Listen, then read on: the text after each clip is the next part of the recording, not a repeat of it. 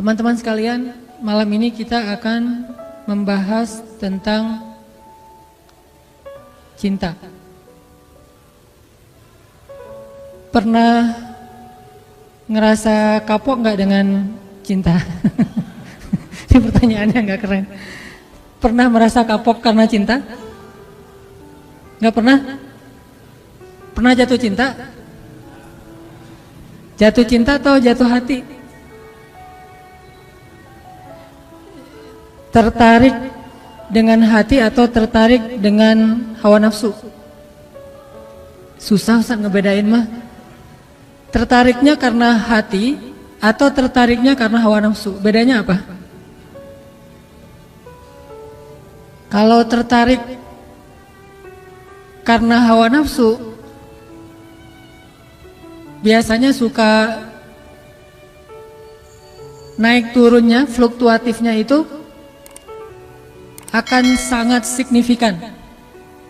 Contoh kalau nyenengin, kita ekspresif, kita bahagia, tapi kalau lagi nyebelin, itu bisa juga buat kita nggak punya daya tahan.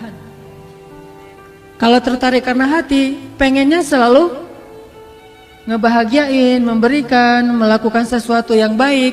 Itu kalau tertarik karena hati. Kalau tertarik karena hawa nafsu, selalu mikirin apa yang udah diberikan buat saya.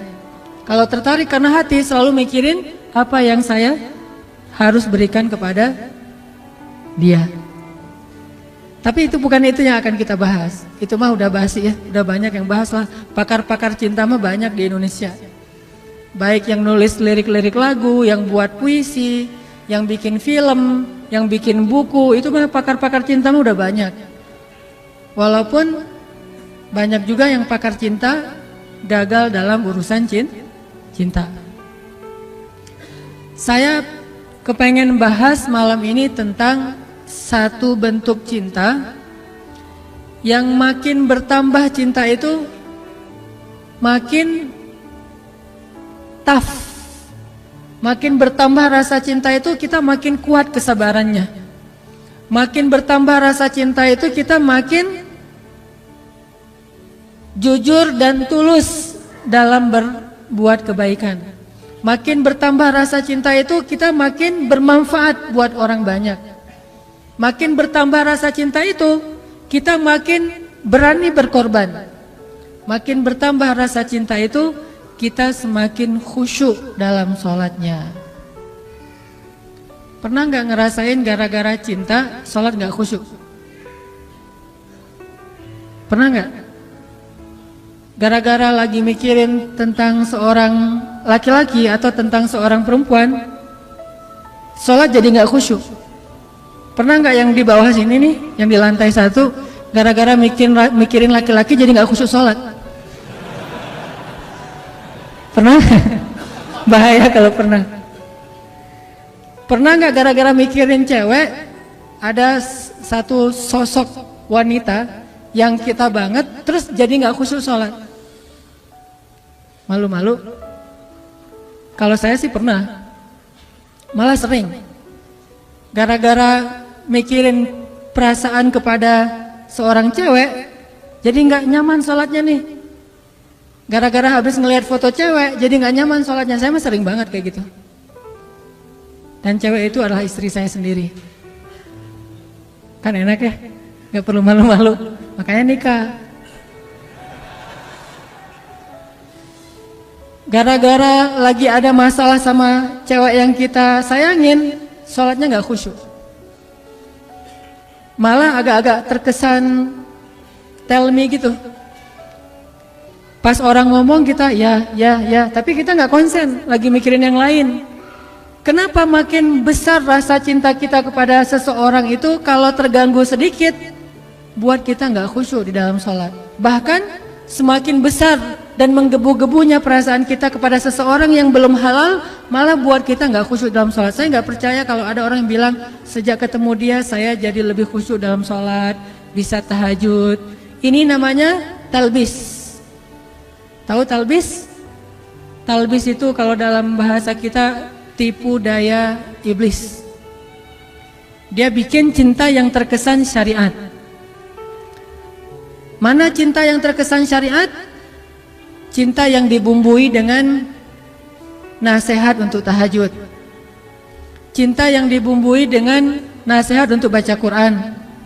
Cinta yang dibumbui dengan nasihat ikut taklim bareng yuk gitu. Nunggu di mana? Di persimpangan itu. Saya nggak bawa kendaraan, ya udah bareng aja. Masih mending kalau naik motor kelihatan orang, kalau naik mobil nggak kelihatan siapa-siapa. Belum lagi kaca-kacanya itu pada anti sensor ya. Nah ini awalnya sih pengen ikut taklim, pengen bangunin tahajud, tilawah Al-Quran. Udah sampai juz mana? Udah sampai juz 20. Kamu di mana? Deket-deketan kamu lah, nggak akan jauh, kayak gitu ya. Hebat ya, kamu dua berapa? 21. Kok bisa? Soalnya saya nggak baca juz 1 sampai 20, bacanya juz 21 doang. Di mana kamu, saya di situ. Ini artinya cinta-cinta yang dibumbui dengan religi. Saya nggak ngomong baik atau buruk, cuman cinta yang kayak gini nih biasanya agak-agak modus. Hanya ketika pacaran doang bisa kayak gitu. Udah selesai, nanti udah halal, udah nikah. Kalau dia bukan karena Allah, itu akan berubah. Pasti kayak gitu.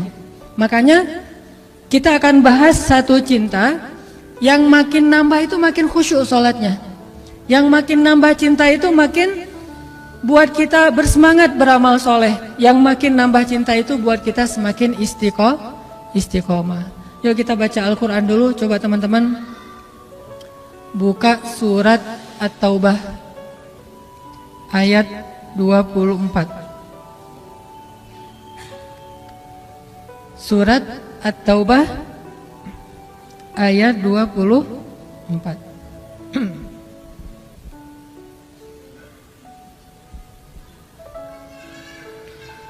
A'udzu billahi minasy syaithanir rajim.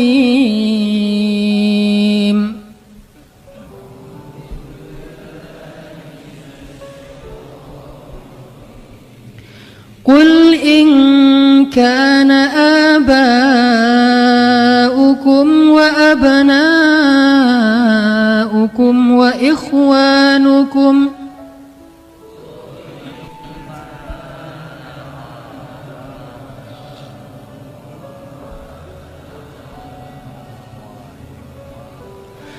وإخوانكم وأزواجكم وعشيرتكم وأموال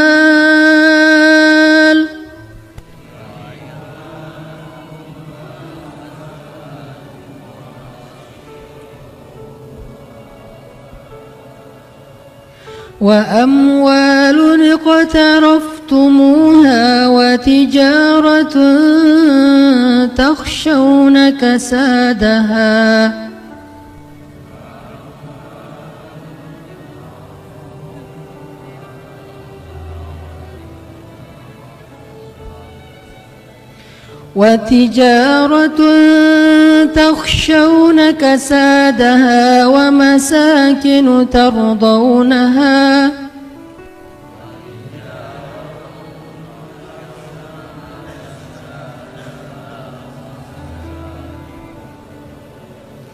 ومساكن ترضونها أحب إليكم من الله ورسوله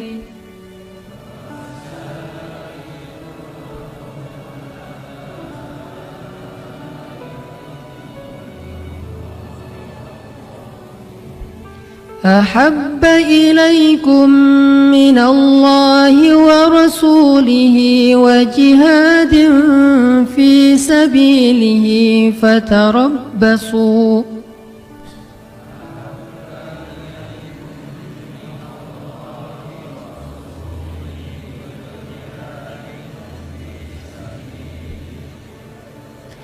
فتربصوا حتى يأتي الله بأمره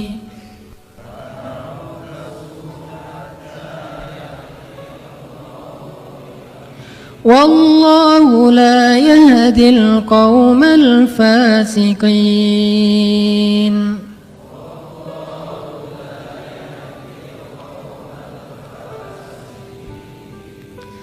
Katakanlah, jika ayah-ayah, anak-anak, saudara-saudara, istri-istri, serta keluargamu, harta kekayaan yang kamu usahakan, perniagaan yang kamu khawatirkan kerugiannya, dan tempat tinggal yang kamu sukai, lebih kamu cintai daripada Allah dan Rasul-Nya dan dari berjihad di jalan Allah, maka tunggulah sampai Allah mendatangkan keputusannya kepadamu, dan Allah tidak memberi petunjuk kepada orang-orang yang berbuat kefasikan. Shadaqallahul azim. Teman-teman yang dirahmati Allah Subhanahu wa taala, ayat ini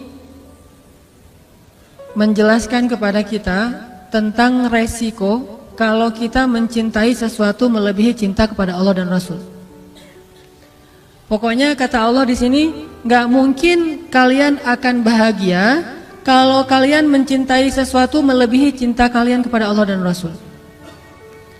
Nggak mungkin kalian akan dapat apa yang kalian inginkan kalau kalian mencintai seseorang atau sesuatu melebihi cinta kalian kepada Allah dan Rasul. Itu nggak mungkin. Bukan hanya nggak mungkin, bahkan Allah mengancam dengan sebuah ancaman, fatarabbasu, hati-hati kalian, kata Allah. Artinya nggak boleh seorang hamba itu menduakan cintanya kepada Allah dengan cintanya kepada makhluk. Itu nggak boleh. Kalau dia mencintai makhluk harus karena Allah. Kalau dia mencintai makhluk bukan karena Allah, Allah bilang fatarabbasu, hati-hati. Makhluk itu kata Allah bukan orang yang jauh. Makhluk itu kata Allah orang yang dekat dengan kita, orang yang layak kita cintai, dan tidak dosa mencintai mereka kecuali kalau bukan karena Allah. Orang tua, bukankah kewajiban seorang anak mencintai orang tua? Tapi kalau bukan karena Allah atau melebihi cintanya kepada Allah daripada cintanya kepada Allah, maka itu akan fatarabbasu, hati-hati kata Allah. Tunggu aja kata Allah. Ini tegas bahasanya, dan Allah meletakkan ayat ini di dalam surat At-Taubah. Dan salah satu di antara ciri khas dari surat At-Taubah isinya adalah tentang orang-orang munafik. Bisa jadi teman-teman, kalau kita mau jujur menilai diri kita mukmin apa enggak, coba lihat. Jangan-jangan cinta yang selama ini kita rasakan itulah yang menjadikan tanda-tanda kemunafikan pada diri kita. Kalau kita mau tahu saya ini mukmin apa munafik, salah satunya lihat aja dalam urusan cinta. Apakah kita mencintai seseorang atau sesuatu melebihi Allah dan Rasul? Atau sama pun nggak boleh, apalagi melebihi. Kalau itu ternyata ada di dalam hati kita dan nggak bisa dibuat-buat, dan kita nggak mungkin membohongi diri kita sendiri, berarti kita termasuk orang yang diancam di dalam surat Bara'ah, surat Munafikun. Kalau surat Al-Munafikun itu pendek, ini ada surat Munafikun lebih panjang daripada Al-Munafikun, yaitu surat At-Taubah, isinya tentang orang munafik. Dan Allah bilang gak mungkin bahagia orang yang mencintai seseorang atau sesuatu melebihi cintanya kepada Allah dan Rasul. Kalau kita mencintai ayah dan ibu kita, harus karena Allah dan Rasul. Maksud karena Allah dan Rasul itu apa? Satu, karena emang perintah Allah dan Rasul. Kalau perintah Allah untuk tidak mencintainya, maka kita tidak mencintainya. Memang Allah pernah menyuruh hambanya untuk membenci orang tua? Atau membenci keluarganya? Membenci pasangannya, membenci anaknya? Pernah di dalam perang Badar. Perang Badar itu bisa dibilang perang saudara yang sebenarnya. Seorang ayah berperang dengan anaknya. Ayahnya di pasukan kaum musyrikin, anaknya di pasukan kaum muslimin. Pamannya di pasukan kaum musyrikin, ponakannya di kaum muslimin. Saudara kakaknya di kaum musyrikin, adiknya di kaum muslimin, dan itu banyak. Salah satu yang terkenal adalah Abdullah bin Suhail. Ayahnya di barisan orang-orang Abu Jahal, anaknya di barisan Rasulullah SAW. Sehingga banyak yang terjadi adalah seorang ayah membunuh anaknya atau anaknya membunuh ayahnya. Dalam kondisi seperti itu Allah menyuruh membuang rasa cinta kepada keluarga, karena cinta kepada Allah lebih berharga daripada cinta kepada siapapun.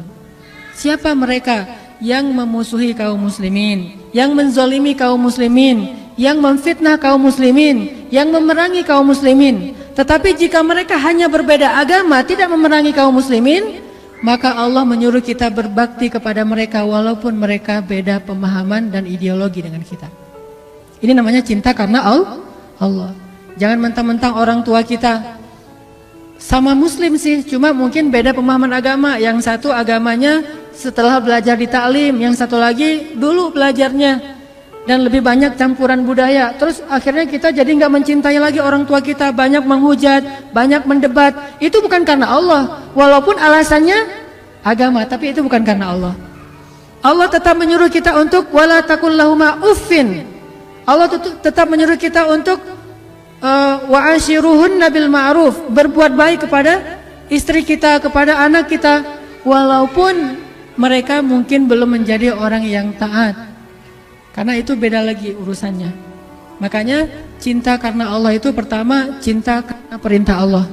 Siapa yang harus dicintai, siapa yang tidak perlu dicintai. Siapa yang kalau kita mencintainya berpahala, siapa yang kalau kita mencintainya malah berdosa. Ini cinta karena Allah. Bagaimana kalau kita mencintai idola-idola yang sebetulnya ketika kita mencintainya justru membuat hati kita terganggu, khusyuk kita jadi berkurang. Mencintai seseorang yang kemudian kita tiru perilakunya yang tidak baik, berarti bukan karena Allah. Cewek-cewek misalnya ikut konser seorang penyanyi yang keren, terkenal, lagi ngetop, udah gitu seksi lagi, suaranya bagus, suaranya tuh berat banget, kalau lagi main gitar tuh keren banget. Pas kita nonton konsernya histeris. Jangankan itu, histeris terhadap mayit suami aja dilarang ya. Boleh histeris terhadap mayit suami?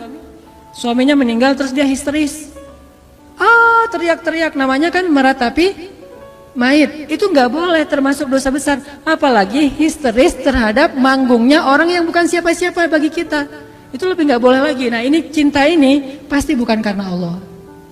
Dan kalau ini yang ada di dalam hati kita, pasti nggak akan pernah bahagia. Udah nggak berpahala, nggak ngebahagiain, nggak nambah amal soleh. Terus gimana terhadap yang kayak gitu-gitu mah? Biasa aja, nggak usah pakai perasaan.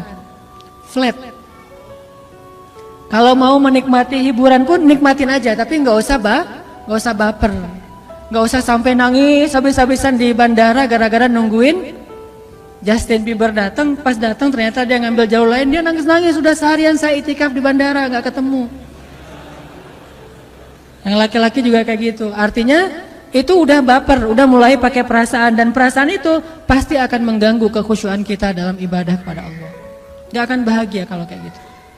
Yang terjadi sekarang banyak kaum muslimin cintanya bukan lagi karena Allah. Dia tidak mencintai orang tuanya, padahal Allah menyuruh dia mencintai orang tuanya. Dia tidak lagi mencintai ulama, ngefans sama ulama, padahal Allah menyuruh dia mencintai ulama. Wa kunu ma'as shadiqin, kata Allah, dan tetaplah kamu, jadilah kamu, bersamalah kamu dengan orang-orang yang salih. Dia tidak lagi menjadikan para sahabat sebagai idolanya. Ini bukan karena cinta karena Allah. Ini pasti cinta karena hawa nafsu atau talbisul iblis, godaan setan. Makanya coba kita revolusi cinta kita. Revolusi cinta. Dari cinta yang karena hawa nafsu, karena hiburan, karena keren menurut kita, menjadi cinta karena Allah. Tapi tetap bisa menikmati hiburan, kekerenan, segala macam yang sifatnya masih mubah, silakan dinikmati. Tetapi jangan pakai perasaan, karena itu berbahaya. Sekedar hiburan aja, karena Allah juga nggak ngelarang kita berhibur. Dalam istilah hukumah ada yang wajib, ada yang sunnah, ada yang mubah, ada yang makruh, ada yang haram, kan gitu ya. Maka sebagian besar hiburan itu adalah yang mubah. Mubah itu artinya nggak dilarang, nggak disuruh. Secara pahala nggak berpahala, nggak berdosa, biasa-biasa aja gitu. Nggak nambah pahala, nggak nambah dosa. Kayak kita misalnya lagi nyanyinya masih lagu-lagu yang biasa dan kita nyanyi sendiri, apalagi gitu ya. Nyanyi sendiri atau dengar musik sesuatu yang masih wajar, bukan musik-musik yang dilarang. Ini nggak nambah pahala, nggak nambah dosa. Atau jalan-jalan nambah pahala? Kalau jalan-jalannya murni karena pengen menikmati hari libur, pengen menikmati alam, pengen senang-senang dengan keluarga, teman, ini nggak nambah pahala, nggak nambah dosa, namanya mubah. Maka tidak masalah kita tetap menikmati hiburan, tetapi jangan libatkan perasaan cinta, karena hati itu adalah wadah yang kosong dan dia hanya bisa diisi dengan satu hal. Kalau sudah penuh dengan satu hal, nggak akan bisa diisi lagi dengan hal yang lain.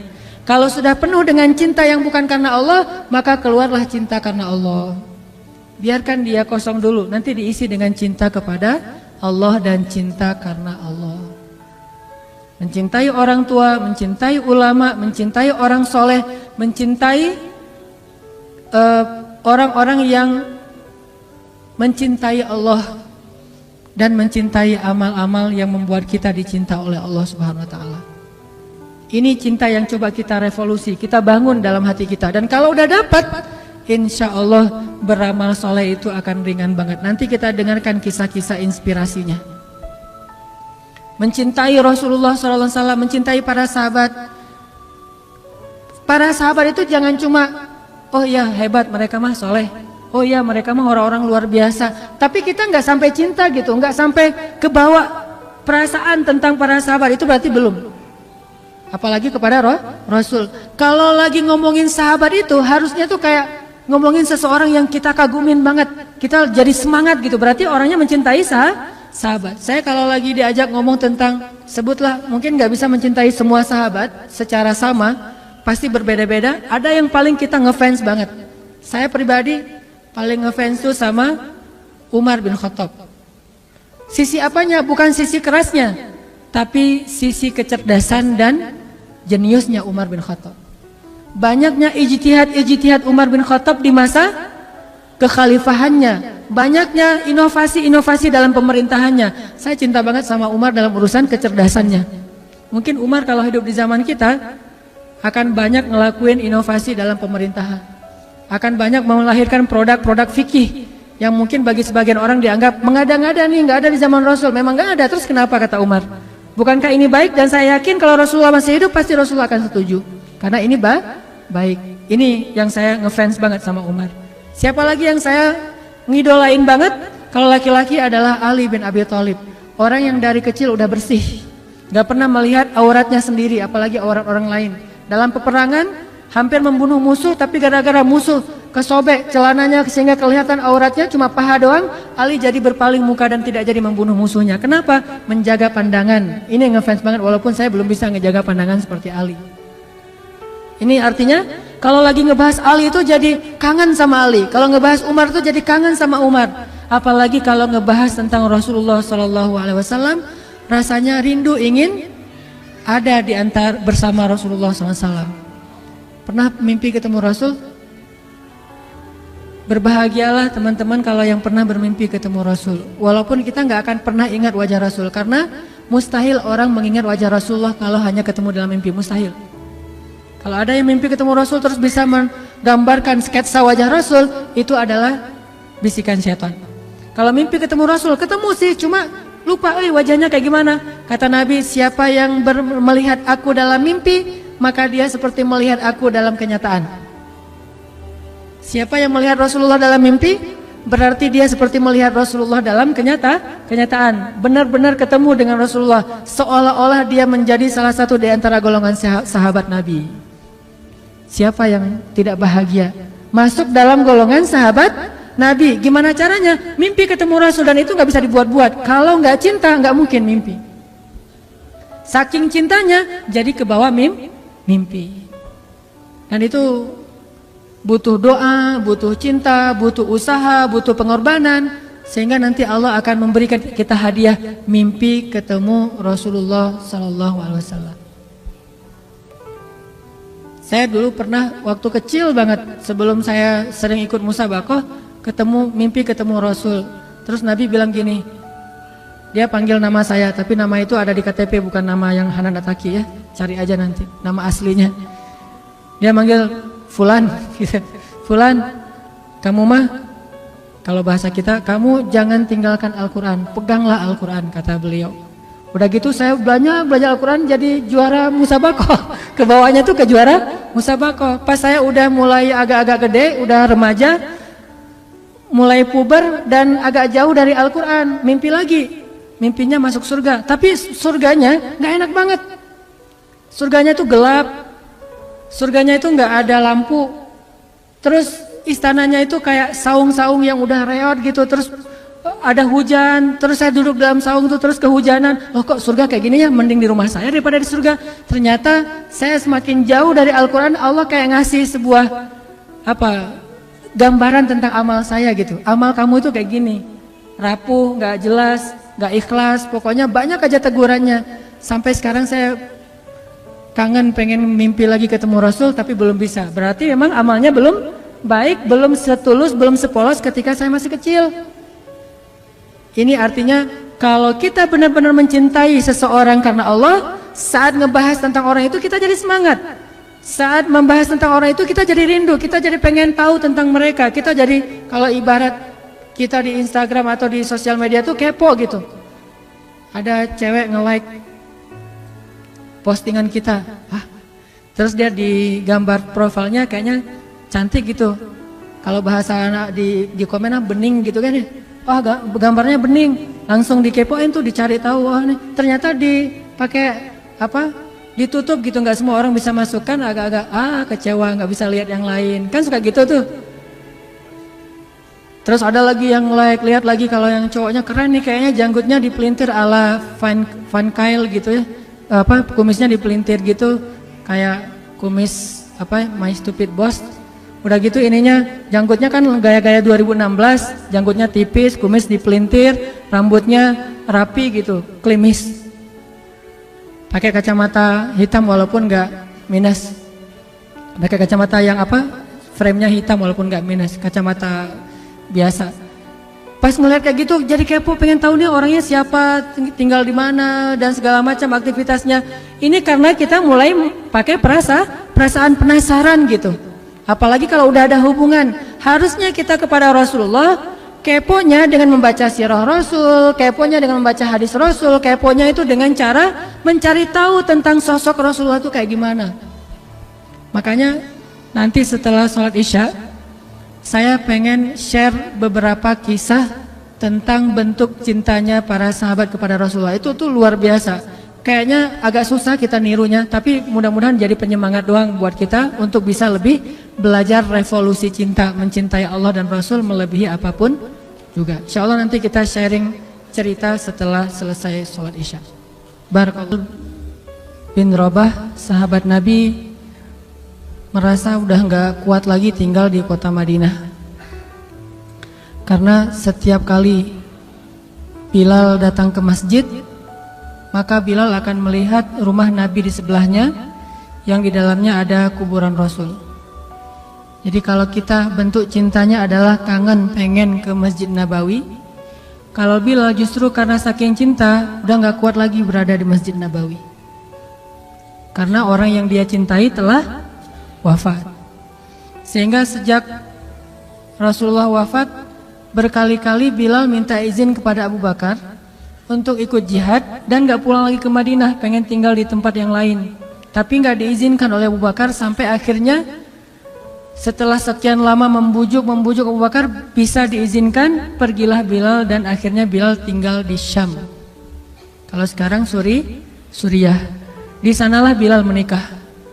Jadi selama ini dia asik dengan cintanya kepada Rasulullah sehingga gak sempat mikirin pernikahan. Jadi kalau masih ada yang ngerasa galau soal pernikahan, mending belajar mencintai Allah dan Rasul aja deh. Insya Allah gak akan galau lagi soal kapan nikah, gak apa-apa. Saya mah udah punya cinta yang besar, yaitu kepada Allah dan Rasul. Akan tersibukkan dengan sendirinya hatinya dengan cinta yang sebenarnya. Baru berangkat ke Syam, sampai di Syam Bilal menikah di sana. Menikah di sana, hidup di sana, sampai setelah beberapa tahun berada di Syam, akhirnya bergantilah pemerintahan dari masa Abu Bakar ke masa Umar bin Khattab. Setelah beberapa tahun di Syam, pada suatu malam Bilal menangis. Malam-malam dia bangun nangis, gerung-gerung gitu kayak anak kecil. Istrinya nanya, "Ya Bilal, ada apa? Ada apa? Kamu mimpi buruk?" "Enggak, justru ini mimpi baik." "Mimpi apa?" "Aku mimpi ketemu dengan Rasulullah SAW." Dan Rasulullah bersabda, "Siapa yang melihat aku dalam mimpi, berarti dia melihat aku dalam kenyataan." Aku bertemu dengan Rasulullah di dalam mimpi dan Rasulullah berkata, "Ya Bilal, kami rindu kepadamu. Sudah lama engkau tidak mengunjungi kami ya Bilal." Setelah bangun dari mimpi itu, Bilal semakin rindu kepada Rasul, merasa bersalah udah lama gak menjenguk Rasulullah. Akhirnya Bilal pun memutuskan untuk, kalau bahasa kita mah umroh, memutuskan untuk ziarah ke makam Rasul. Berangkat Bilal dari Syam, umroh ziarah ke makam Rasul. Melihat Bilal masuk lagi ke kota Madinah, penduduk Madinah itu berasa seperti hidup lagi di zaman Rasul. Senang gitu, dan Umar sangat senang dengan kedatangan Bilal. Sehingga selesai Bilal sholat, selesai Bilal ibadah-ibadah sunnahnya, termasuk menjenguk atau berziarah ke makam Rasul dan Abu Bakar. Kemudian Umar berkata kepada Bilal, "Ya Bilal, sudah lama kami tidak mendengar suara azan darimu. Tolong kumandangkan sekali lagi azan seperti engkau mengumandangkannya di masa Rasul. Kami rindu ingin merasakan suasana di zaman Rasul." Benar Bilal, kata para sahabat yang lain yang ada di situ. Umar, kemudian Abdurrahman, beberapa orang sahabat, "Ya Bilal, azan, kami ingin mendengar suaramu seperti dulu kami mendengarnya di masa Rasul." Kata Bilal, "Saya tidak akan kuat." Kata mereka, coba dulu kamu usahakan karena kami ingin sekali mendengarnya. "Saya tidak akan kuat. Cobalah wahai Bilal demi kami supaya kami bisa semangat lagi dalam beramal soleh mengikuti perjuangan Rasulullah." Akhirnya karena udah dipaksa terus, Bilal pun mengumandangkan azan. Allahu Akbar, Allahu Akbar. Kota Madinah kaget mendengar suara Bilal. Orang-orang yang ada di rumah semuanya mengatakan, apakah Rasulullah sudah bangkit kembali? Apakah Rasulullah sudah bangkit kembali? Mereka semuanya kaget dan bahagia, seolah-olah Rasulullah sudah bangkit dari kematiannya. Seperti Isa seolah-olah diturunkan kembali setelah dia diangkat ke langit. Satu kota Madinah tuh kaget bahagia gitu. Kayak seorang ibu yang kehilangan anaknya tiba-tiba mendengar suara anaknya dari jarak dekat dan ingin dipeluk segera anaknya itu. Saking rindunya mereka kepada Rasulullah. Allahu Akbar, Allahu Akbar. Pasar yang tadinya ramai tiba-tiba sepi mendengar suara Bilal yang masih sayup-sayup. Asyhadu an la ilaha illallah. Semuanya berlari keluar dari tempat-tempat kerja mereka, dari pasarnya, dari rumahnya. Semuanya berlari ke masjid, ingin memastikan apakah Rasulullah sudah dibangkitkan kembali. Bahagia semuanya. Apakah Rasulullah sudah dibangkitkan? Apakah Rasulullah sudah hidup lagi? Semuanya bertanya dengan pertanyaan yang sama. Asyhadu an la ilaha illallah. Semuanya semangat datang ke masjid, ngumpul, ramai banget. Kemudian ketika Bilal mengatakan, Asyhadu anna Muhammadar Rasulullah. Asyhadu anna. Nggak sanggup lagi Bilal, berhenti di situ. Kemudian Bilal menangis dengan suara nangis yang luar biasa kerasnya. Lalu satu masjid menangis, lalu satu kota Madinah menangis. Sehingga para ulama mengatakan, tidak pernah kota Madinah menangis sedahsyat mereka menangis hari itu kecuali ketika Rasulullah wafat. Cuma 2 kali menangisnya kota Madinah paling dahsyat. Satu, hari ketika Rasulullah wafat. Kedua, hari ketika Bilal kembali mengumandangkan azan dan mengucapkan asyhadu anna Muhammadar Rasulullah. Semuanya menangis.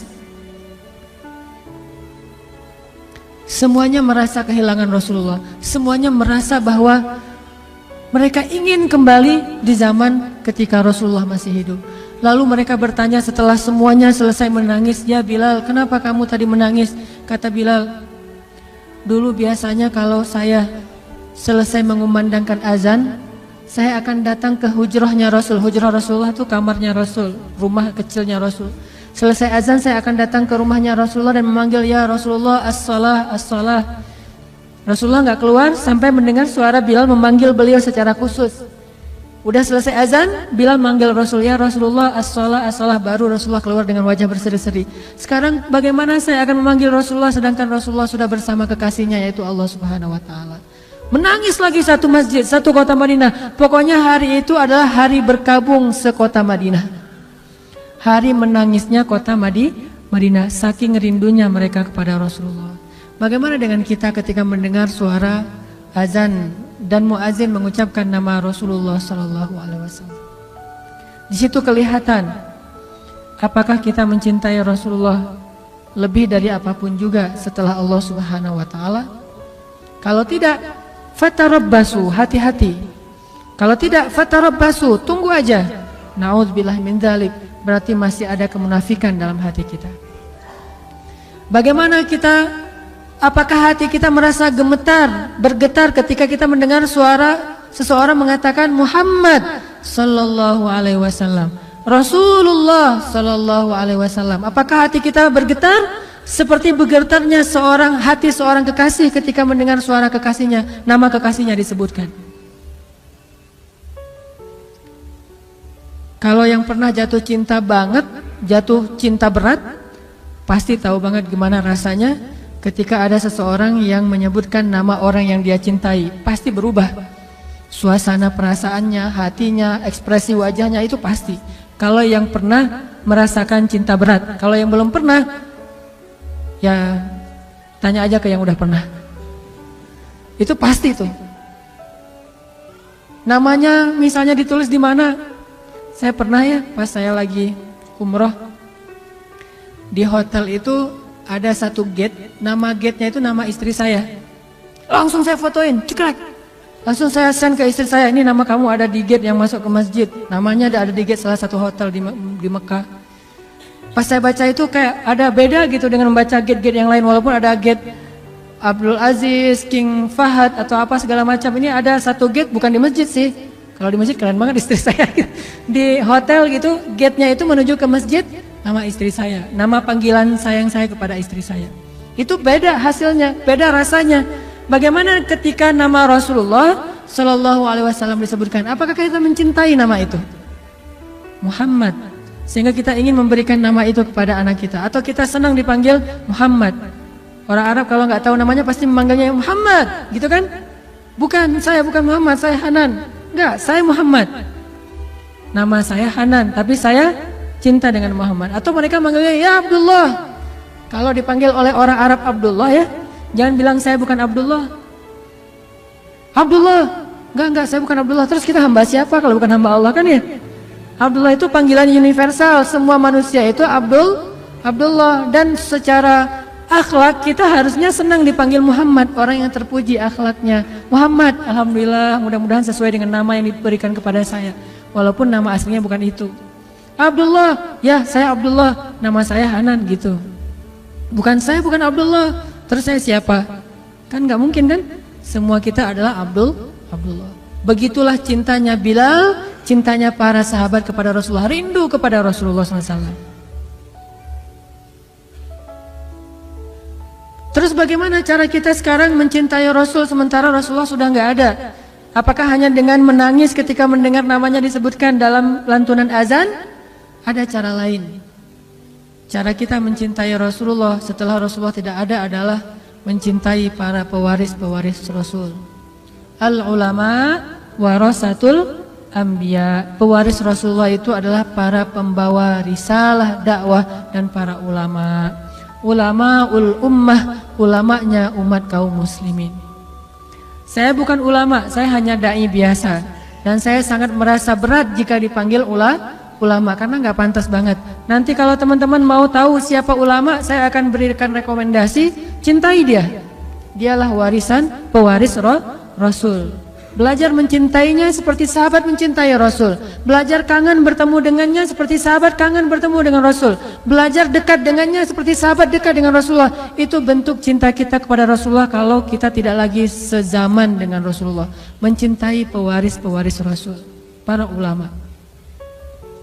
Cari para ulama itu dengan ciri-ciri yang diberikan oleh Rasulullah. Ciri ulama itu apa aja? Lalu cari orang yang memiliki ciri-ciri itu, cintai dia, kangen sama dia. Itulah bentuk cinta kita kepada Rasulullah SAW.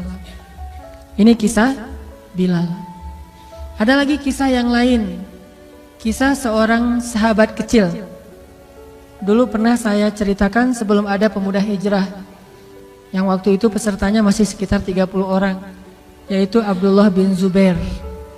Abdullah bin Zubair itu orang yang kalau sholat saking khusyuk dan tidak pernah bergerak, merpati itu hinggap di atas kepalanya. Jadi hinggap, dianggap itu batang kayu, sehingga merpati hinggap di atas kepala Abdullah bin Zubair. Itu nggak kebayang deh pokoknya. Kalau ada yang pernah kayak gitu itu luar biasa, berarti solehnya itu udah setingkat Abdullah bin Zubair. Saya yakin belum ada di sini yang pernah sholat dihinggapi merpati. Tapi kalau sholat di EOI merpati mungkin saya pernah di Jeddah tuh, lagi jalan, kena pas di wajah lagi, pertanda sial kata teman saya. Kita paling-paling ya gitu doang. Kalaupun ada hewan lewat di depan kita, tapi sampai nyaman berada di atas pundak atau kepala kita, burung-burung kan burung itu liar tuh, artinya nggak mudah untuk bisa merasa nyaman di atas sesuatu. Kalau sampai merasa nyaman di atas kepalanya Abdullah, itu kebayang nggak tuh gimana sholat khusyuk yang luar biasa. Setelah selesai sholat, orang bilang, ya Abdullah gimana caranya sholat yang sampai burung merasa nyaman hingga di atas kepalamu. Malah Abdullah tanya, mana burung yang mana? Saking khusyuknya nggak ngerasa burung di atas kepalanya. Kalau kita, saya makan punya zikir khusus gitu. Udah mulai ada pengkultusan. Atau kalau kita nyamuk aja, banyak nyamuk tadi ya sholat di sini mah nyamuk di kaki dia kurang nggak ada autan, sofel apa segala macam. Kita nyamuk lewat aja sadar banget menghilangkan khusyuk. Abdullah merpati hinggap di atas kepalanya, ditanya gimana caranya, dia bilang merpati yang mana, nggak sadar tuh ada merpati. Saking khusyuknya. Abdullah bin Zubair, dia adalah anak pertama yang lahir di kota Madinah dari orang muhajirin. Anak pertama dari orang muhajirin yang lahir di kota Madinah. Artinya tahun pertama hijrah dia lahir. Berarti Rasulullah wafat usianya berapa? Ketika Rasulullah wafat usia Abdullah berarti berapa? 10 tahun. Anak kecil kan? Baru kelas 4 SD, 10 tahun. Nah, ada adegan anak di bawah 10 tahun, berarti ini adegan ini sebelum Rasulullah wafat, berarti kurang dari 10 tahun tapi udah punya cinta yang besar kepada Rasulullah. Berbahagialah kalau kita punya anak yang cinta kepada Allah, cinta kepada Rasul, cinta kepada orang-orang soleh. Ini udah punya percikan-percikan kesolehannya Abdullah bin Zubair. Dan harus punya anak kayak gini. Makanya saya kemarin, walaupun saya nggak layak dicintai kayak gitu, tapi saya ngelihat sesuatu yang inspiring dari salah satu anak teman-teman kita di sini, yang dia kangen dengan ustadz yang menurut dia soleh, walaupun kenyataannya nggak soleh, cuma ya nggak apa-apa lah, husnuzan dia ya mudah-mudahan jadi kenyataan. Dia kangen dengan ustadz itu, pengen ketemu ustadz itu, udah lama nggak ketemu. Ini baik, sama kayak Abdullah bin Zubair yang mencintai Rasulullah SAW. Pasti usianya masih di bawah 10 tahun, karena Rasulullah wafat dia 10 tahun. Gimana bentuk cintanya? Suatu saat Rasulullah sedang bekam, keluarin darah. Ketika darahnya udah keluar, Rasulullah bilang ke Abdullah, tolong buang darah ini ke tempat yang nggak ada yang lihat, nggak ada yang tahu. Oh ya siap ya Rasulullah. Sami'na wa ata'na, ambil darah itu, dia pergi lama, datang senyum. Kata Rasulullah, kamu buang di mana ya Abdullah? Saya buang ke tempat yang tidak ada yang tahu kecuali saya dan Allah dan saya. Hah? Di mana itu ya Abdullah? Rasulullah curiga, terus Rasulullah tanya, ya Abdullah, kamu telan darahnya, kamu minum? Iya ya Rasulullah. Diminum sama dia coba. Darah Rasul diminum sama anak usia di bawah 10 tahun. Kenapa ya Abdullah? Ya Rasulullah, saya tidak rela setetes darahmu ini dinikmati oleh makhluk yang lain. Saya lebih pengen menikmatinya daripada yang lain. Daripada saya buang dinikmati sama semut segala macam, mending saya ya Rasulullah, karena saya mencintaimu ya Rasulullah. Coba lihat ekspresi anak kecil di zaman Rasul. Ditelan darah Rasulullah, dan darah bekam itu nggak sedikit, bisa 1 labu tuh. Minimal setengah labu, nelan darah karena saking cintanya. Siapa yang ngajarin? Nggak ada yang ngajarin, itu ekspresi aja. Karena emang dia cinta banget sama Rasulullah, gila dengan cintanya kepada Rasulullah, sampai akhirnya dia minum darah yang kalau bahasa kita darah kotor, tapi Rasulullah nggak punya darah kotor. Diminum sama dia, terus Rasulullah kemudian mengatakan, tidak akan dimakan oleh api neraka seseorang yang di dalam tubuhnya ada darah aku, yaitu Abdullah bin Zubair, salah satu yang dijamin tidak akan masuk api neraka. Lalu Rasulullah mendoakan Abdullah bin Zubair, mendoakan khusyuknya sholat, mendoakan syahidnya, sehingga dia meninggal dalam keadaan dibunuh, kemudian jasadnya digantung di Ka'bah. Kan ada tuh adegan di masa seorang penguasa yang sangat zalim, setelah masa Ali bin Abi Thalib, Abdullah bin Zubair dibunuh, kemudian jasadnya digantung di Ka'bah beberapa hari tapi tidak membusuk. Berharap ibunya Asma binti Abi Bakar, kakaknya Aisyah, mengambil jasadnya dengan memohon-mohon kepada si pembunuh. Setelah lama ditunggu, ibunya nggak datang-datang, membiarkan jasad anaknya tergantung. Akhirnya si pembunuh ini yang putus asa, datang ke Asma, ya Asma, anak kamu sudah saya gantung, kok kamu nggak datang-datang?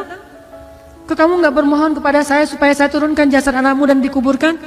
Kata Asma, yang saya tahu bukan kamu yang telah mencelakakan dia, tapi dia yang mencelakakan kamu nanti di akhirat. Demi Allah, saya tidak akan menghinakan diri saya dengan cara memelas kepadamu untuk menurunkan jasad anak saya. Akhirnya diturunkan sendiri sama si pembunuhnya, diturunkan akhirnya diserahkan kepada keluarga. Abdullah bin Zubair, anak kecil, apa yang telah dia dapatkan dari Rasulullah SAW? Ilmu apa sehingga dia mencintai Rasulullah lebih daripada apapun? Bahkan dia rela meminum darah Rasulullah. Kemudian ada Abdullah yang lain, namanya Abdullah bin Umar, anaknya Umar bin Khattab, sniper, ulama pula, banyak ilmu dan jago nembak, jarang meleset. Abdullah bin Umar pernah ketika suatu hari dalam jamuan makan bersama Rasulullah, biasanya yang di sebelah kanan Rasulullah itu Abu Bakar, kemudian Umar, kemudian orang-orang yang seniornya para sahabat. Kali ini di sebelah kanannya Rasulullah itu langsung duduk Abdullah bin Umar. Langsung dia masuk ke tengah-tengah sahabat, langsung duduk sebelah Rasulullah, nggak mau diganggu, udah gini di samping Rasulullah. Kemudian para sahabat heran, Abdullah kenapa kayak gitu? Anak-anak yang lain pada main, dia mah duduk di sebelah Rasulullah. Kemudian Rasulullah tersenyum, ya Abdullah, maukah kamu memberikan tempat ini kepada yang lebih tua? Kata Abdullah, tidak ya Rasulullah. Ke yang lain dia mau. Ke Abdullah, tidak ya Rasulullah. Saking cintanya kepada Rasulullah, tidak ya Rasulullah. Kenapa ya Abdullah? Saya tidak rela makanan pertama yang engkau sentuh akan disentuh oleh orang lain sebelum saya. Saya ingin makanan yang disentuh oleh Rasulullah, roti yang disobek oleh Rasulullah, maka bekas sobekan Rasulullah, kalau perlu bekas minumnya Rasulullah dari gelas itu ingin diminum oleh Abdullah bin Umar. Kayak gitu ekspresi cintanya Abdullah kepada Rasulullah. Coba. Kenapa? Karena mereka tahu tidak ada yang lebih layak dicintai setelah Allah daripada Rasulullah. Ini yang kita coba belajar. Tidak ada yang lebih layak kita habis-habisan dalam urusan perasaan dan cinta kecuali Allah dan Rasulullah. Kemudian yang lain itu pun karena Allah dan Rasul. Sampai Nabi mengatakan, tidaklah beriman seseorang di antara kalian sampai dia mencintai aku melebihi cintanya terhadap dirinya sendiri. Umar datang, ya Rasulullah, aku mencintaimu seperti aku mencintai diri sendiri. Itu kan udah keren tuh. Kata Rasulullah, nggak cukup ya Umar. Terus bagaimana? Katakan aku mencintaimu melebihi cintaku kepada diriku sendiri. Ada yang kayak gitu? Banyak. Sahabat rata-rata kayak gitu. Makanya jangan gampang menghujat para sahabat. Kita dibandingkan mereka mah nggak ada apa-apanya. Cuma kita sedikit tahu cerita tentang mereka. Kalau kita tahu cerita yang banyak tentang mereka, kita akan sadar bahwa kita cuma debu dibandingkan kesolehan mereka. Salah satu yang cintanya luar biasa kepada Rasulullah itu adalah seorang ibu yang tidak disebutkan namanya dalam cerita ini. Ketika Rasulullah SAW pulang dari perang, dia bertanya, bagaimana dengan Rasulullah? Apakah Rasulullah selamat? Terus orang-orang mengatakan, ya ibu, ayahmu meninggal dalam peperangan ini, syahid. Dia bilang, bagaimana dengan Rasulullah? Ya ibu, kakakmu meninggal dalam perang ini. Kata dia, bagaimana dengan Rasulullah? Dia nggak peduli, ayahnya meninggal, kakaknya meninggal, bagaimana dengan Rasulullah? Cuma kalau kita punya ibu kayak gini agak-agak nelangsa juga ya. Saya mah saya mah nggak ada apa-apanya gitu. Suami yang punya istri kayak gini, gimana dengan Rasulullah? Saya lagi luka nih, Rasulullah gimana? Aduh, gimana perasaan kita? Berarti kita belum mencintai dia karena Rasul. Masih cemburu kepada Rasul, kan nggak boleh cemburu kepada Rasul atau ya? Dia mah ditanya, ayahmu meninggal, Rasulullah gimana? Kakakmu meninggal, Rasulullah gimana? Anakmu meninggal, 3, ayahnya, kakaknya, anaknya meninggal dalam perang itu. Dia tanya Rasulullah gimana? Kemudian mereka mengatakan Rasulullah baik-baik saja dan tidak terluka. Baru dia mengatakan, selama Rasulullah baik-baik saja, musibah saya itu tidak masalah. Selama Rasulullah baik-baik saja, musibah-musibah itu ringan bagi saya. Coba, ini bukan kata-kata orang yang tega sama keluarganya, bukan. Ekspresi betapa dia mencintai Rasul lebih dari apapun juga.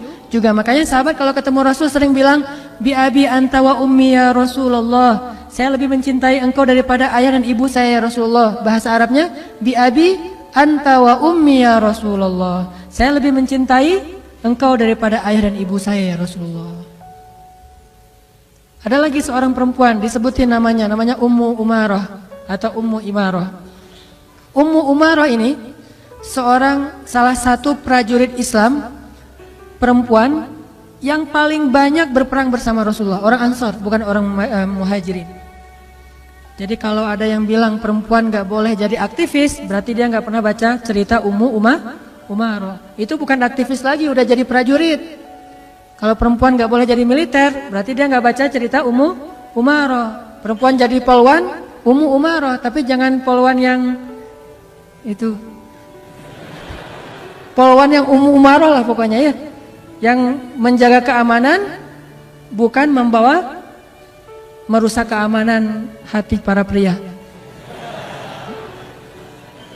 Oke, tadi cerita apa? Umaroh. Ada yang bilang nggak boleh perempuan jadi aktivis, perempuan mah di rumah aja. Siapa bilang nggak boleh?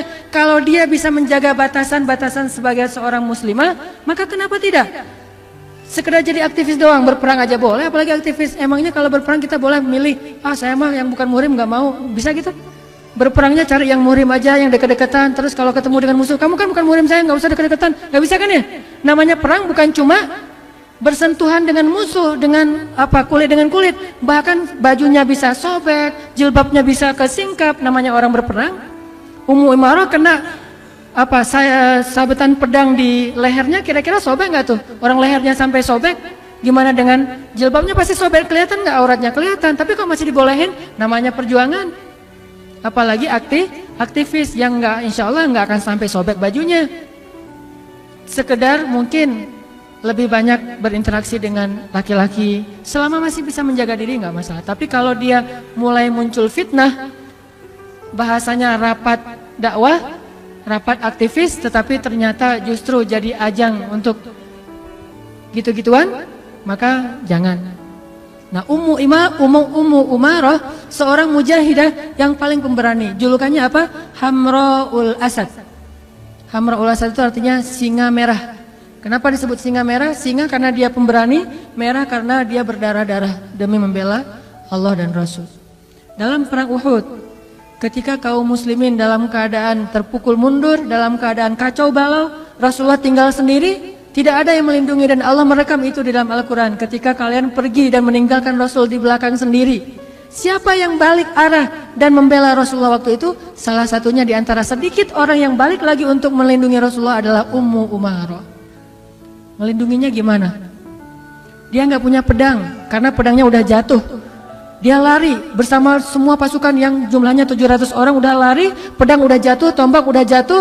Mereka secara spontan lari semuanya naik ke atas bukit. Tiba-tiba Ummu Umaroh ingat, Rasulullah gimana? Rasulullah gimana? Lihat ke belakang, Rasulullah tinggal sendiri di antara musuh. Langsung balik lagi, nggak mikirin tentang apakah dia siap apa enggak dengan senjatanya.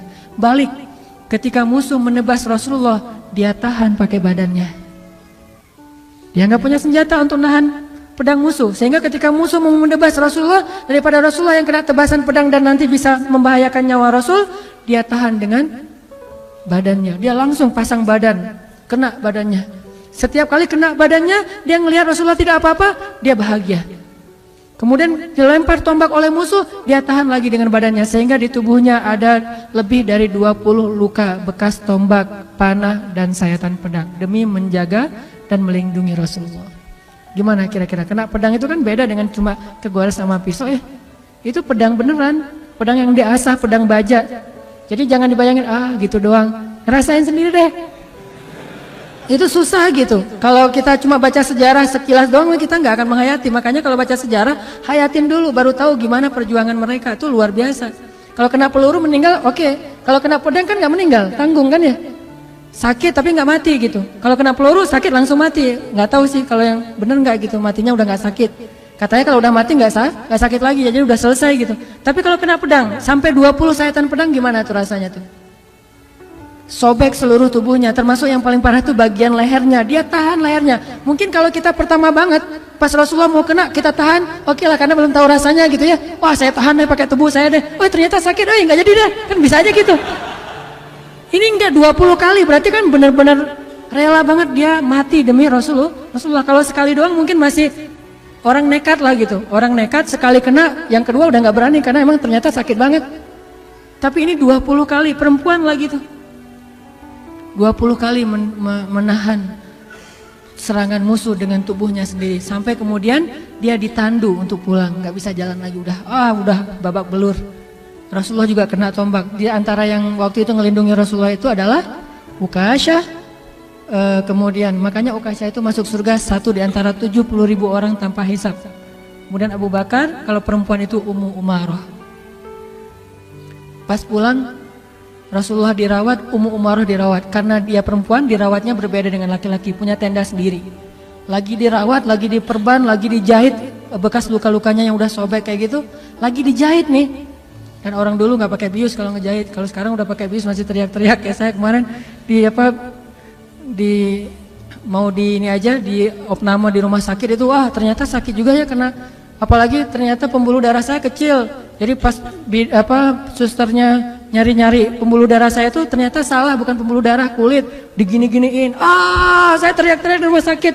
Itu Pak Bejo ngelihat, pas saya lagi teriak, pas ada yang ngunjungin lagi tuh, jadi malu-maluin. Ternyata Ustadz teriak juga kalau lagi sakit.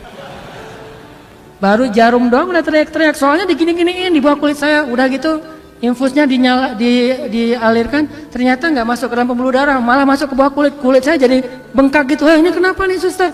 Salah Pak, ternyata nggak masuk pembuluh darah. Tarik lagi. Berkali-kali loh. Pelajarannya harus olahraga biar pembuluh darahnya gede. Saya karena kurang olahraga di tangan, olahraga di yang bagian lain, jadi akhirnya pembuluh darah saya kecil. Olahraganya kaki gitu ya.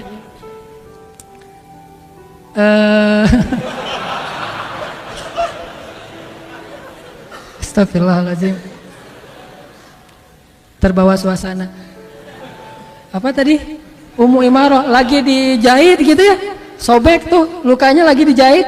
Maka Rasulullah bertanya bagaimana keadaan Ummu Umarah. Rasulullah khawatir dengan nasib Ummu Umarah. Akhirnya Rasulullah datang ke tendanya Ummu Umarah dan bertanya, "Assalamualaikum." Kan di luar tenda tuh, jangan mentang-mentang merasa saya mah Rasul nggak akan kegoda, main masuk aja, enggak. Rasulullah aja yang Rasul nahan. "Assalamualaikum." "Waalaikumsalam." "Man," kata Ummu Umarah, "siapa?"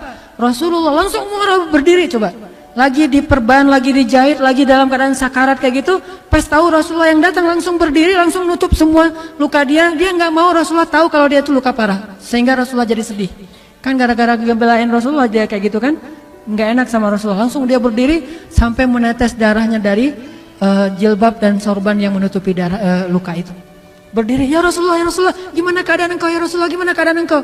Rasulullah mengatakan, "Alhamdulillah saya baik-baik saja. Bagaimana kamu ya Ummu Umarah?" "Alhamdulillah saya masih sehat aja, nggak apa-apa ya Rasul." "Nggak apa-apa." Coba, bisa nggak kayak gitu? Susah banget tuh bisa kayak gitu tuh.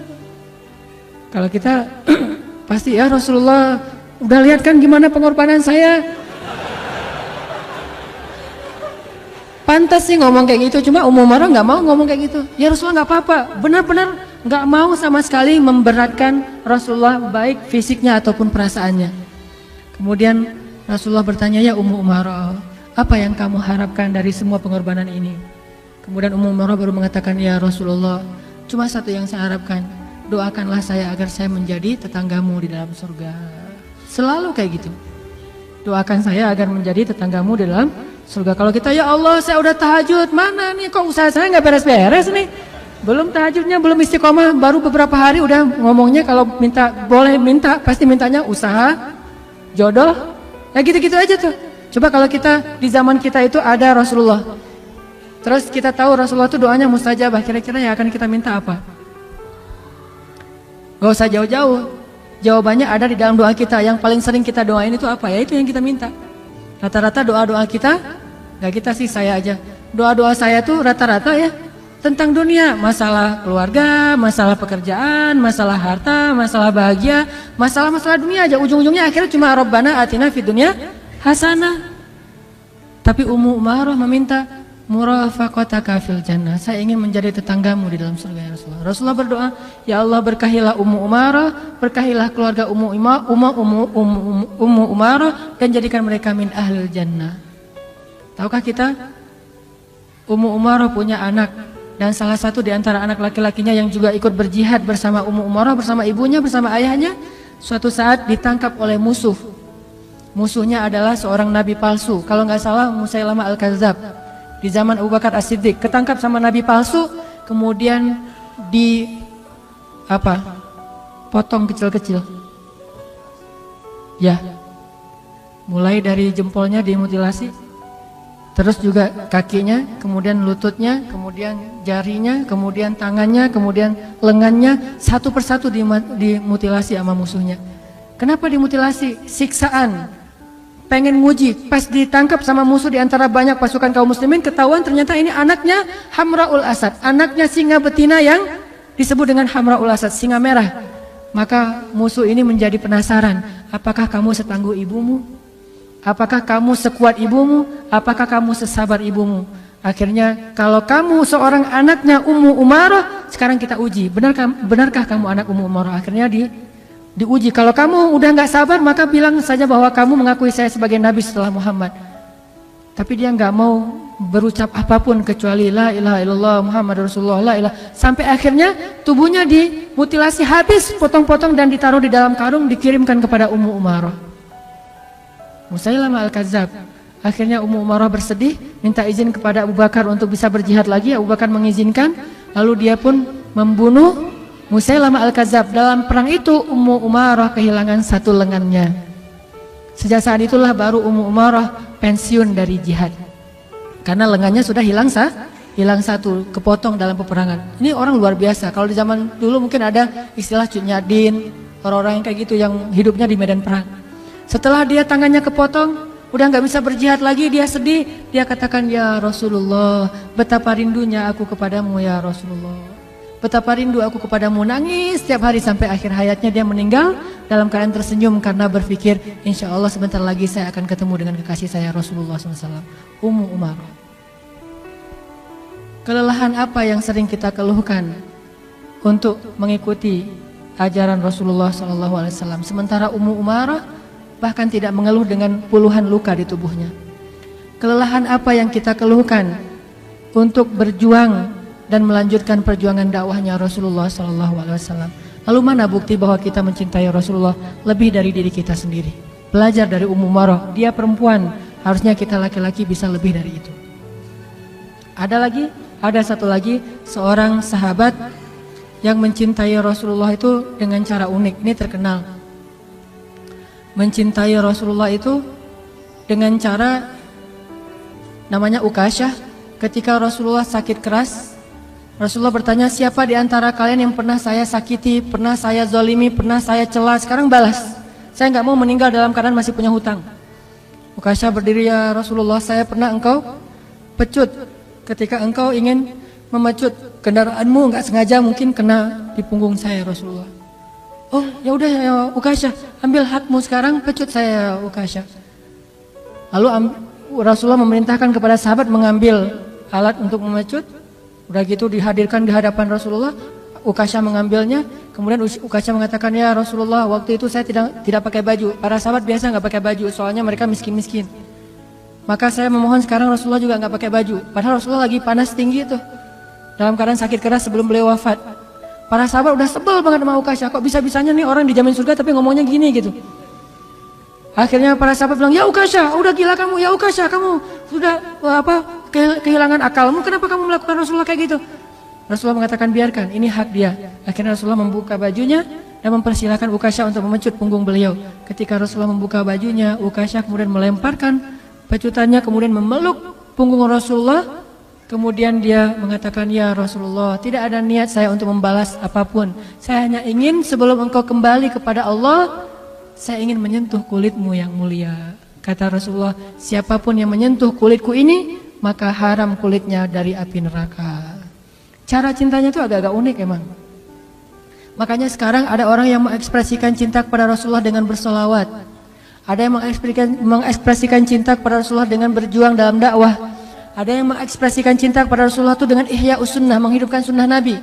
Ada yang mengekspresikan cintanya kepada Rasulullah itu dengan membuat syair-syair tentang Rasulullah. Dan para sahabat pun membuat syair tentang Rasulullah, walaupun bukan itu saja ekspresi cinta mereka.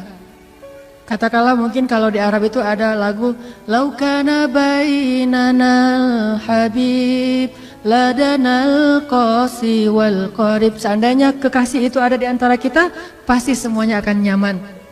Kalau di Indonesia ada lagu Rindu kami padamu ya Rasul. Itu ekspresi cinta. Ada yang mengekspresikannya dengan syair-syair yang tidak dinyanyikan tetapi dibacakan. Ada yang mengekspresikannya dengan memperingati Maulid Rasulullah. Ini semuanya ekspresi cinta dan tidak ada batas dalam mengekspresikan cinta. Asal tidak melanggar agama Allah Subhanahu wa taala. Bukankah para sahabat mengekspresikan cintanya tidak diajarkan oleh Rasulullah? Apakah Ukasyah disebut bid'ah dengan cara mengekspresikan cintanya dengan memeluk tubuh Rasulullah? Ya Ukasyah ini bid'ah, saya nggak pernah ngajarin. Nggak pernah Rasulullah bilang kayak gitu. Namanya orang mengekspresikan cintanya kan ya. Begitu juga dengan tadi Abdullah bin Zubair meminum darah. Bukankah darah itu sesuatu yang haram? Tetapi dia minum dan khusus untuk Rasulullah ada pengecualian. Dan Rasulullah nggak mengatakan bahwa ini tidak pernah saya ajarkan. Kenapa kamu lakukan wahai Abdullah? Tidak, itu ekspresi cinta. Selama tidak melanggar syariat, ekspresikan cinta kita dengan cara-cara yang baik.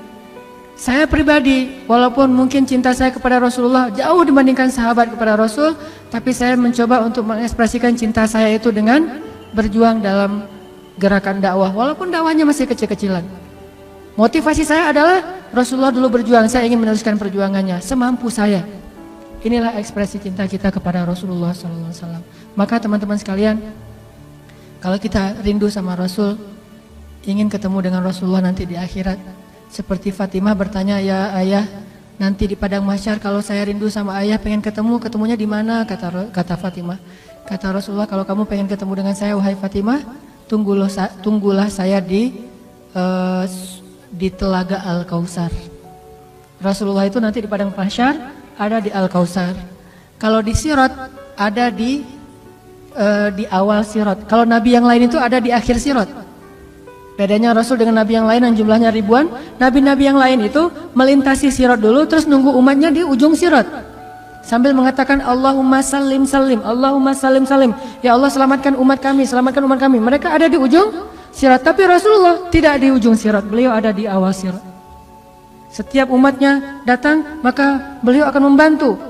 Siapa yang dibolehkan oleh Allah untuk dibantu, maka akan beliau bantu dengan syafaat yang Allah izinkan. Nanti di surga Rasulullah ada di Firdaus. Di padang mahsyar Rasulullah ada di Kautsar. Di Sirat beliau ada di awal titian Sirat.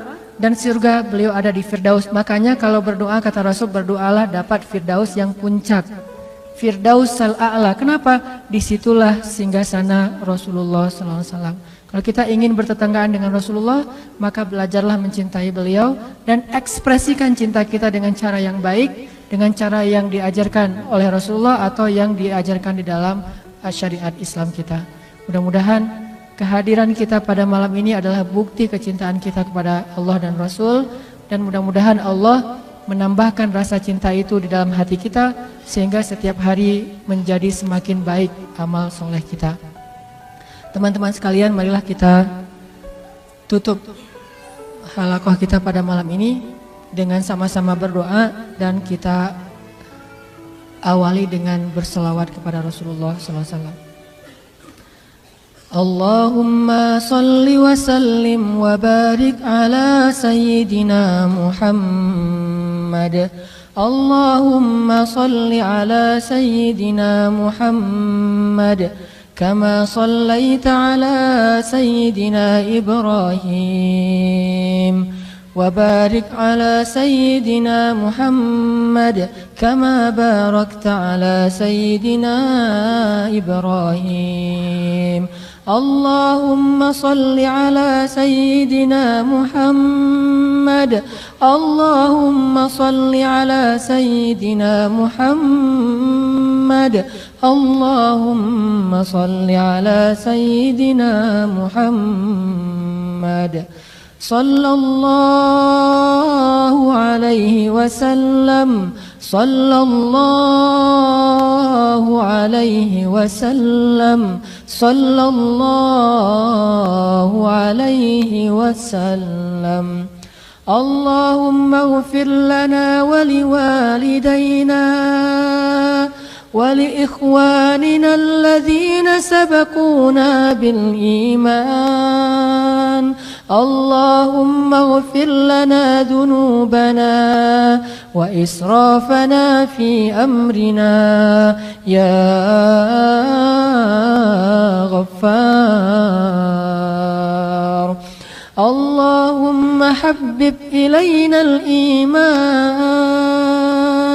وزينه في قلوبنا وكره إلينا الكفر والفسوق والعصيان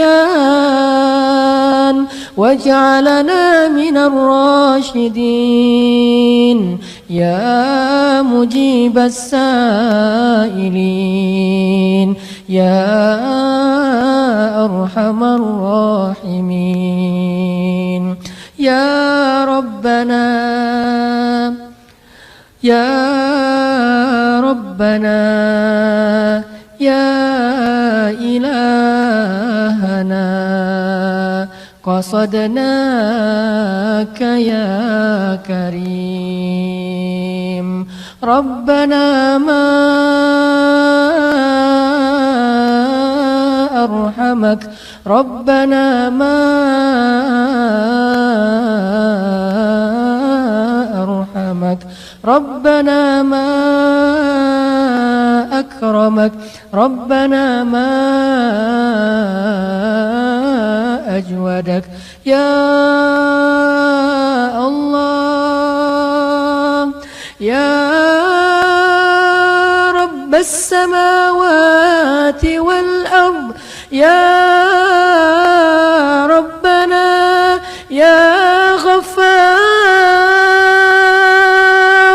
يا غفور اغفر لنا يا غفار اغفر لنا يا غفار اغفر لنا ذنوبنا يا غفور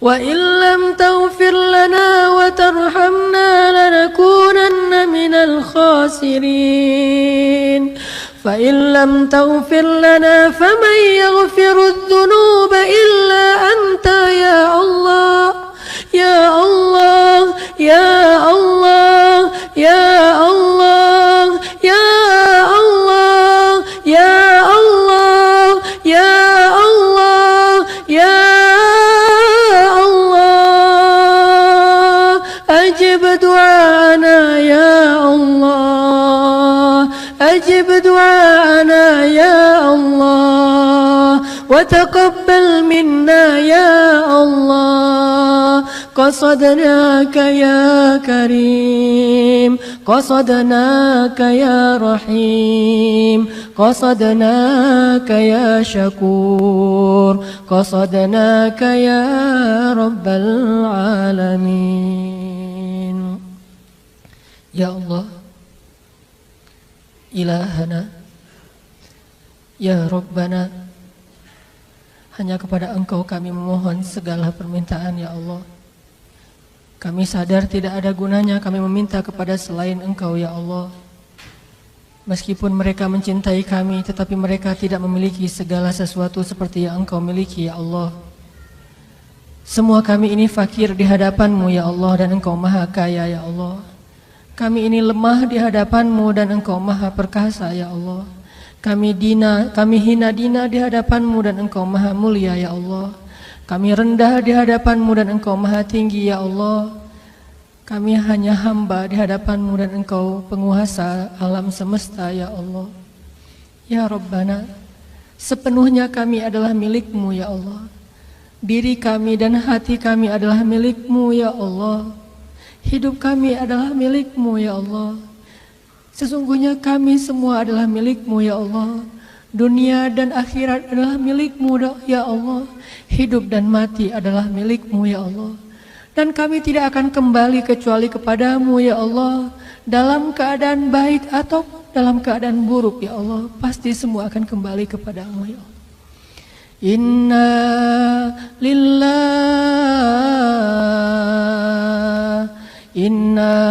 lillah, kami semua milik-Mu ya Allah. Wa inna ilaihi raji'un, dan pasti kami semua akan kembali kepadamu. Pasti ya Allah, kami akan kembali kepadamu ya Allah. Tidak ada keraguan sedikit pun, pasti kami akan kembali kepadamu ya Allah. cepat ataupun lambat, sekarang ataupun nanti, hari ini ataupun esok, ataupun suatu saat pasti. Kullu nafsin za'iqatul maut. Semua kami pasti akan merasakan kematian yang pernah dirasakan orang-orang sebelum kami, ya Allah. Sesoleh para anbiya pun akan wafat, ya Allah. Dan sedurhaka Fir'aun juga akan mati dan semua dikembalikan kepadamu, ya Allah. Kami takut ketika kami kembali kepadamu dalam keadaan kotor, ya Allah. Kami takut ketika kami kembali kepadamu Engkau belum menerima taubat-taubat kami, ya Allah. Kami takut ketika kami kembali kepadamu, kembalinya kami di hari yang paling celaka dalam hidup kami, ya Allah. Kami takut ketika kami kembali kepadamu, kami masih menyimpan sombong di dalam hati kami, ya Allah. Sedangkan Rasulmu mengatakan tidak akan masuk surga orang yang di dalam hatinya ada kesombongan walaupun sekecil zarah, ya Allah. Bersihkanlah hati kami, ya Allah. Kami takut kembali kepadamu dalam keadaan su'ul khatimah, ya Allah. Ampunkanlah dosa-dosa kami, ya Allah. Jika hari ini adalah hari terakhir dalam hidup kami, maafkanlah kekurangan dari amal-amal kami hari ini, ya Allah. Dan terimalah taubat kami, ya Allah. Jika Ramadan kali ini mungkin adalah Ramadan terakhir bagi kami, ya Allah, jadikanlah Ramadan kali ini adalah Ramadan terbaik dalam hidup kami, ya Allah. Jangan Engkau biarkan sehari pun berlalu dengan sia-sia, ya Allah. Karena kami tidak tahu apakah ada kesempatan yang lebih baik daripada Ramadan setelah ini, ya Allah. Beri kami hidayah, ya Allah, agar kami bisa menggunakan waktu kami sebaik-baiknya, ya Allah. Beri kami hidayah, ya Allah, agar kami bisa beramal sebanyak mungkin sebelum kami kembali kepadamu, ya Allah. Karena harta yang kami kumpulkan tidak lagi bermanfaat bagi kami nanti di akhirat, ya Allah. Keluarga yang kami banggakan tidak lagi bisa menolong kami nanti di akhirat, ya Allah. Nama besar yang sering membuat kami menjadi sombong tidak lagi bermanfaat bagi kami di akhirat, ya Allah. Para pengikut orang-orang yang mengidolakan kami, mereka tidak bisa menolong kami nanti di akhirat, ya Allah. Teman-teman yang selama ini mengajak kami bermaksiat, mereka bersenang-senang dengan kami di dunia, tetapi mereka tidak bisa menolong kami nanti di akhirat, ya Allah. Hanya amal soleh dan orang-orang soleh yang mampu menolong kami dengan seizin-Mu, ya Allah. Jadikan hati kami cinta kepada keimanan dan amal soleh. Dan jadikanlah rasa cinta itu indah di dalam hati kami, ya Allah. Ya Allah, maafkanlah kami jika kami pernah durhaka kepada orang tua kami, ya Allah. Dan itu sering kami lakukan, ya Allah. Maafkanlah kami jika hati kami masih berat untuk memaafkan kesalahan orang tua kami, padahal kesalahan kami jauh lebih banyak daripada kesalahan mereka kepada kami, ya Allah. Maafkanlah kami jika kami pernah durhaka kepada suami kami, ya Allah. Durhaka kepada istri kami, ya Allah. Durhaka terhadap anak-anak kami, ya Allah. Terhadap saudara kami, ya Allah. Maafkanlah kami jika kami pernah menzalimi orang lain, ya Allah. Maafkanlah kami jika kami pernah mencela orang lain, ya Allah. Maafkanlah kami jika kami pernah merampas kehormatan orang lain, ya Allah. Astaghfirullah, astaghfirullah, astaghfirullah, astaghfirullah, astaghfirullah, Rabbal baraya, astaghfirullah minal khataya. Ampunkanlah, ya Allah, dosa-dosa hamba, ya Allah. Apalah guna hidup hamba, ya Allah, jika mati dalam keadaan pendosa, ya Allah. Apa guna harta hamba, ya Allah, jika mati tidak punya amal, ya Allah. Apa guna pengikut hamba, ya Allah, setelah mati kami sendiri di dalam kubur, ya Allah. Apa guna kesombongan dan kebanggaan, ya Allah, Jika mati kami tidak membawa apa-apa ya Allah, apa guna dunia dan seisinya ya Allah, jika kekekalan hanya ada di akhirat ya Allah.